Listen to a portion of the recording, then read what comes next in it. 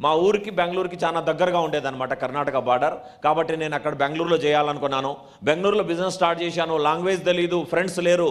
But నన్ను బెంగళూరుకి తీసుకొచ్చిన వ్యక్తి జస్వీర్ మాగుర్జీ. డైమండ్ కాలేదు అంతకుముందు. ఏదో కారణంతో బెంగళూరుకి వెళ్ళాం. రెడ్ బస్, ఆర్టీసీ బస్సులో కూర్చొని వెళ్ళాం. జస్వీర్ గురించి కూర్చుంటే కాళ్ళు కూడా పట్టవు అక్కడ రెడ్ బస్సులో సీటు.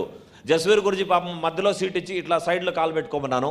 సైడ్లో కూర్చున్నాడు, తీసుకొచ్చాం. చూశాడు జస్వీర్ గురించి, ఒక హోప్ ఇచ్చాడనమాట. ఈ సిటీ చాలా పెద్దది, ఇక్కడ బిజినెస్ బ్రహ్మాండంగా జరుగుతుంది, నువ్వు కూర్చో చాలని చెప్పాడు. నేను అది కూడా నిజంగానే అనుకున్నాను.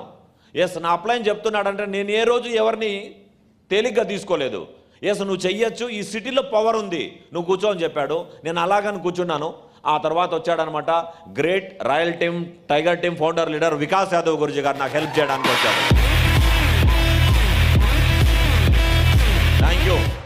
ఈరోజు మొత్తం వికాస్ గురుజీనే. ఒక్క వికాస్ గురుజీ లేకుండా ఉంటే ఈరోజు నేను లైఫ్లో ఈ విధంగా ఉండేవాడిని కాదు. సేఫ్ షాప్ దొరికింటే కూడా ఉండేవాడిని కాదు.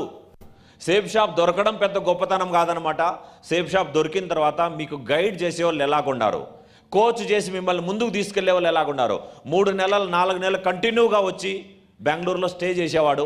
ప్రతి విషయం నేర్పించాడు. ఎలాగ చేయాలి, ఏం చేయాలి, లీస్ట్ తీయడం దగ్గర నుంచి ఇన్విటేషన్ ఎలాగ చేయాలి, ప్లాన్ ఎలాగ చెప్పాలి, ఫాలోఅప్ ఎలాగ చేయాలి.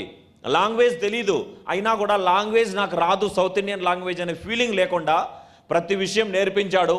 టోపాస్ చేపించాడు, బయట వచ్చిన వెంటనే ఎమరల్డ్ చేపించాడు, రూబీ చేపించాడు, డైమండ్ చేపించాడు. ఈరోజు వికాస్ గురు దగ్గర ఏ అచీవ్మెంట్స్ ఉన్నాయో ప్రతి అచీవ్మెంట్ నాకు ఇప్పించాడు.